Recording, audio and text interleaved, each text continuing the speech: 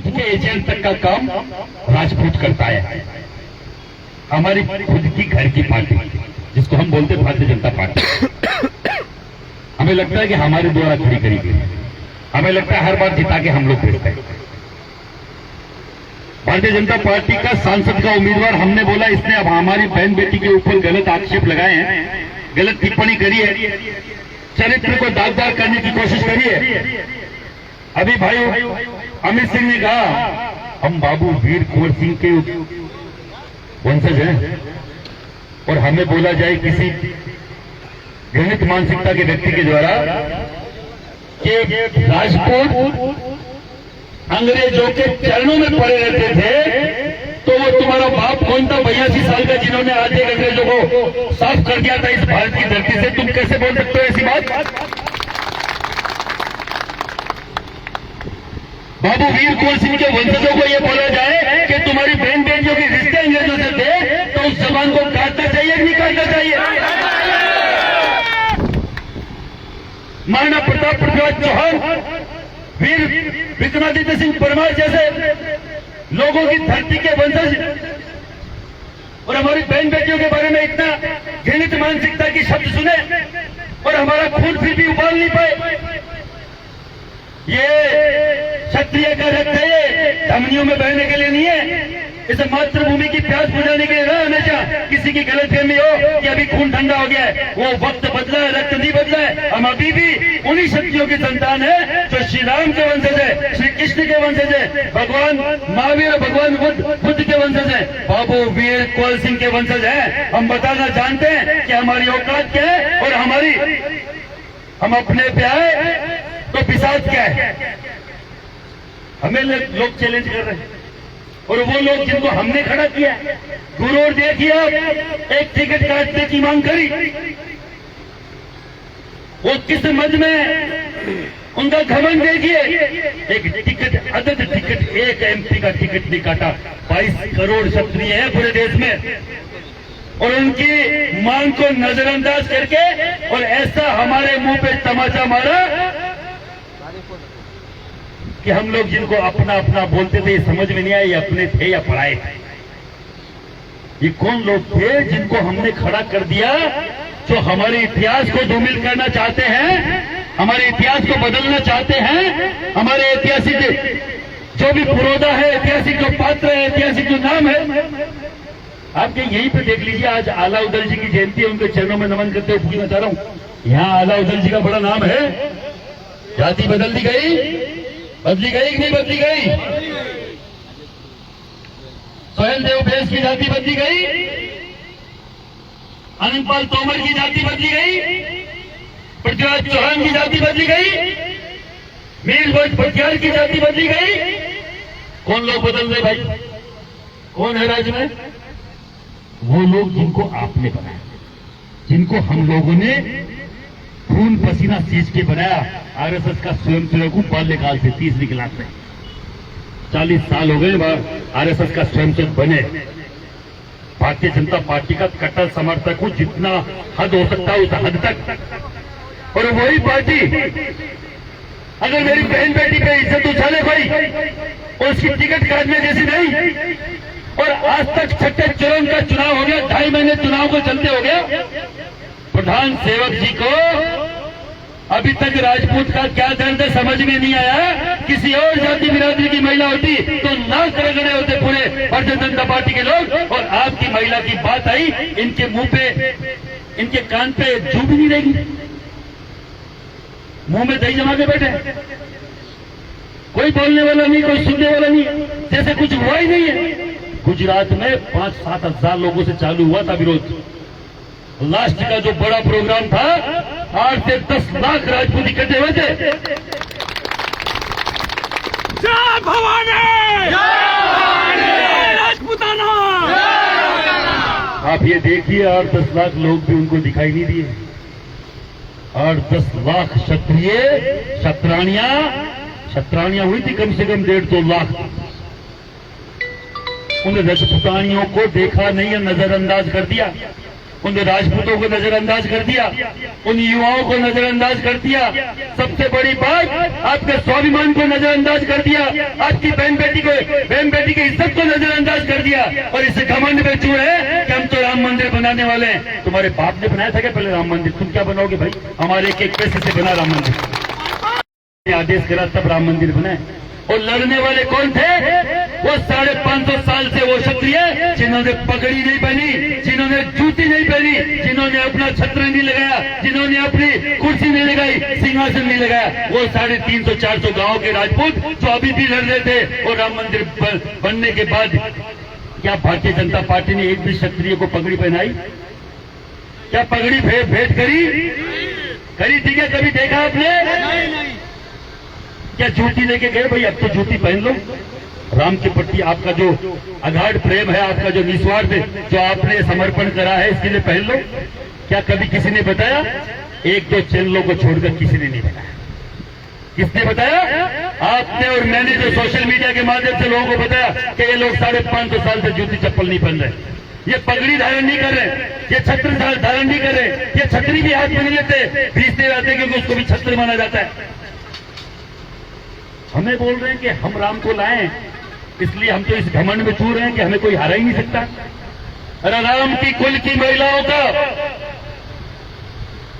अगर आप लोग इज्जत उछालोगे और राम के नाम की आड़ लेके बचने की कोशिश करोगे तो आपका हाल इससे भी बुरा होना है। 400 पार का नारा धाराशाही हो गया। बोल रहे थे ना 400 पार सुनाई देता है कि अभी आपको नहीं देता ना? छोटा मोटा हो रहा है वो 250 पार वाला, वो भी खा जाएगा बिहार। ये बाबू वीर कुंवर सिंह की धरती है और उनके वंशज हैं। हमें छेड़ोगे तो छोड़ेंगे नहीं, ये पक्का तय है। जब 82 साल का वो राजपूती सरदार तलवार लेके निकला तो लंदन तक बात गई कि कौन व्यक्ति है, ये जवान होता तो करता क्या? वो ईस्ट इंडिया कंपनी को अकेले उखाड़ने की औकात रखता था, अब उसके वंशज है। तुम क्या कमजोर समझ रहे हो उनको?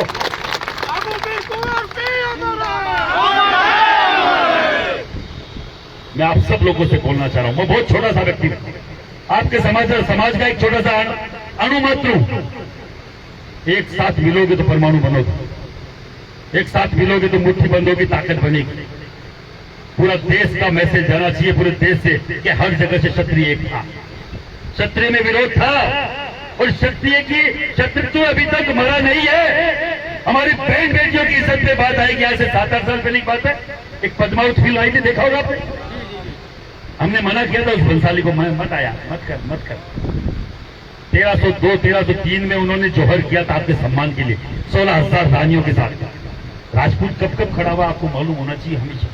इनको शायद ये जल्दी भूल गए 5-7 साल में कि बंसाली का क्या हाल किया था। पूरे देश में 1.5 साल लड़ाई चली थी, हम लोग रुके नहीं एक दिन।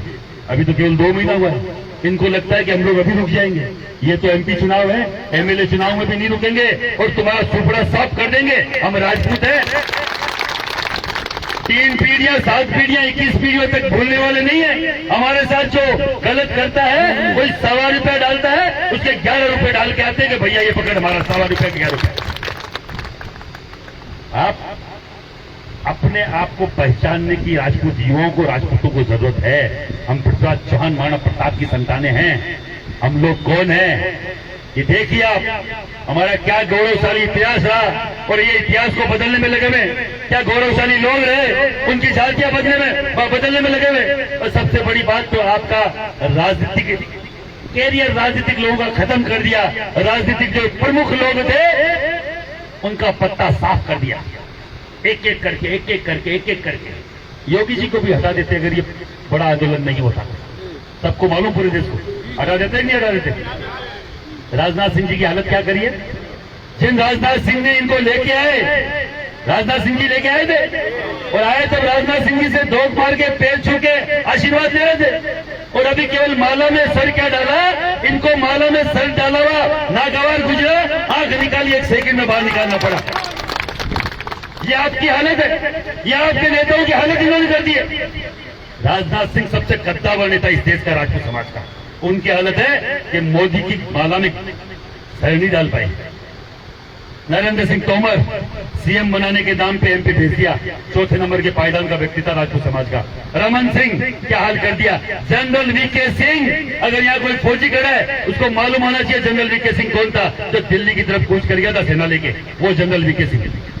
और उनको ये बोल के साफ करे, सबसे ज्यादा इस देश में वोट लेके आए 8.5 लाख, 3.5 लाख प्रधानमंत्री मोदी से भी ज्यादा। और उनको क्या बोल के घर भेज दिया गया, आप वयोवृद्ध हो गए हो। 71 साल के व्यक्ति को वयोवृद्ध बोल के उनका पत्ता काट दिया जाता है, जो सबसे बड़ी इस विश्व की थल सेना का जंगल होने के बावजूद।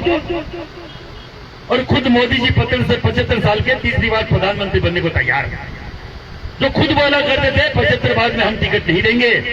तो आप जाओ, क्यों संन्यास नहीं लेते? हमारे व्यक्ति को संन्यास देने पर क्यों मजबूर कर रहे हो?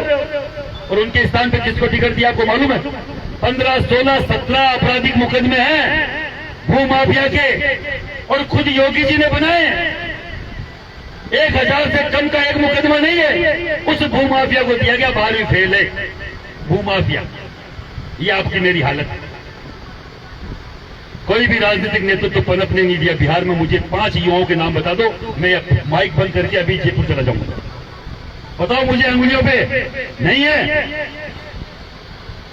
5 युवा जो 25-30 साल के हो, मुझे बता दो, पनपने ही नहीं दिया। यही हाल पूरे देश में। न आपको पंच, प्रमुख, प्रधान, एमएलए, एमपी एक भी टिकट नहीं मिलती। आपको टिकट कब मिलती है? जब कहीं ना कहीं आप कहीं ज्यादा पावरफुल हो। तो दूसरी जो आज की यहाँ की जो लोकल जो पार्टियां है, वो आपको जरूर टिकट कोई दे दे, ये लोग नहीं देते। चाहे इनको हारना पड़ जाए, हारना मंजूर है, पर क्षत्रियों को नेतृत्व हाथ में नहीं देंगे। इनको मालूम है वो इनकी ये जो चल रही है ना ऊपर से नीचे तक, जो भ्रष्टाचार फलान दीगर ये बोलते हैं भ्रष्टाचार हम खत्म कर देंगे। तो भ्रष्टाचार खत्म कर दोगे तो उसको टिकट क्यों दी जनरल वीके सिंह जी के सामने, जो हजारों करोड़ का भ्रष्टाचारी है? जवाब दीजिए आप राष्ट्रवाद की बात करते हैं। हमारी 4-4 पीढ़ियां खप गई साहब इस राष्ट्र के लिए। हमें राष्ट्रवाद सिखा रहे हो क्या आप? उस जाति को राष्ट्रवाद सिखा रहे हो जो लड़ गए, खप गए हजारों सालों से। हमारे कारण से राष्ट्र है, हमें राष्ट्रवाद सिखाने की जरूरत नहीं है। राष्ट्र का रह भी चालू होता है तो राजपूत से होता है। कौन राष्ट्रवाद सिखाएगा? कोई पॉलिटिकल पार्टी के सर्टिफिकेट की जरूरत नहीं है महिपाल सिंह मकराना को, कोई राजपूत समाज को, बिहार के राजस्थान को कि साहब इससे सर्टिफिकेट दो। इनके कोई भी घपलेबाज भारतीय जनता पार्टी का ये दुपट्टा गले में डालते ही तो वो हो जाता है एक नंबर का राष्ट्रवादी। हो रहा है कि नहीं हो रहा है?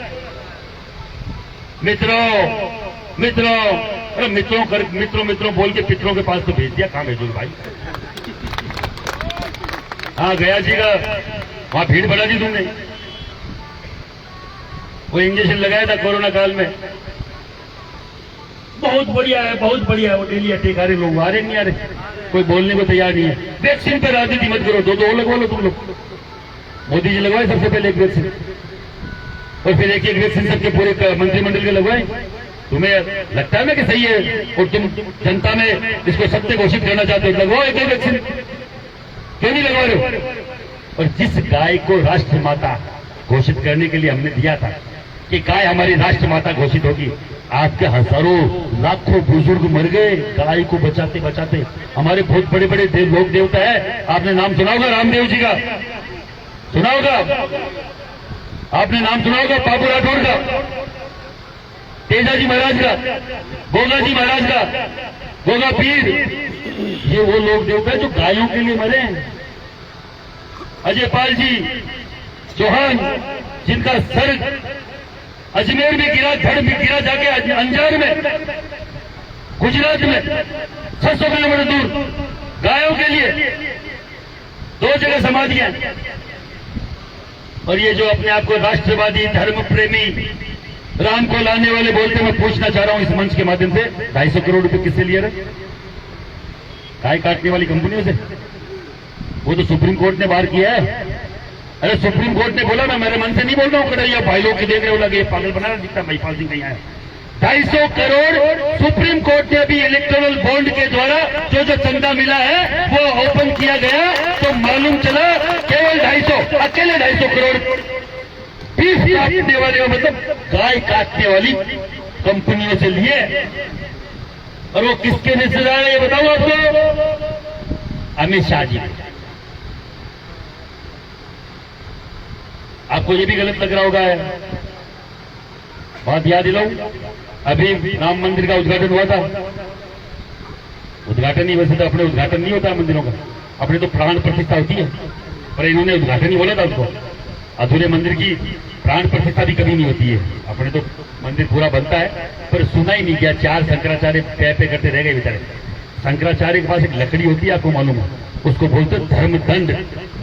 जो राजा कभी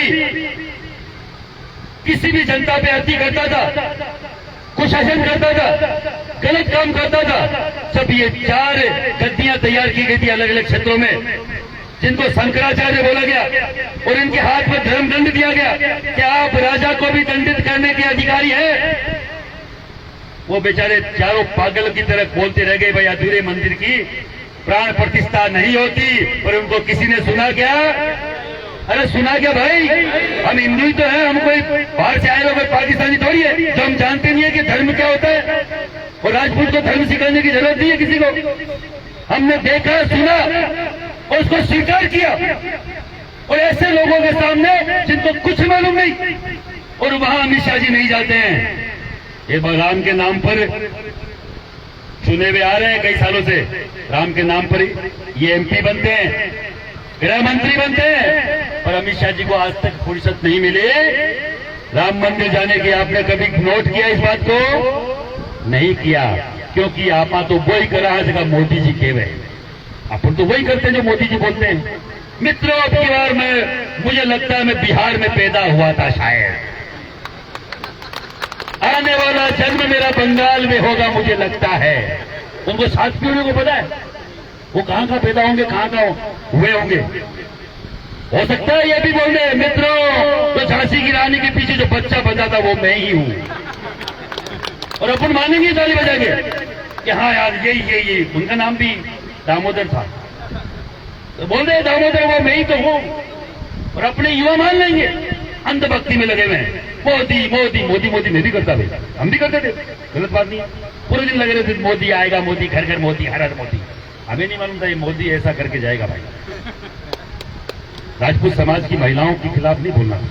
तुम जच्चे वो करते, तुम जच्चे वहां पैदा होते, जैसे उसको कुछ बोलते, आधा मंदिर का उद्घाटन कर दे, हमें कोई फर्क नहीं पड़ता। तुम पूरा मंदिर का करते, हमें कोई फर्क नहीं पड़ता, क्योंकि राजपूत तो पिछले कई सालों से सोया हुआ है। राजपूत तो जगाई अब की बात है।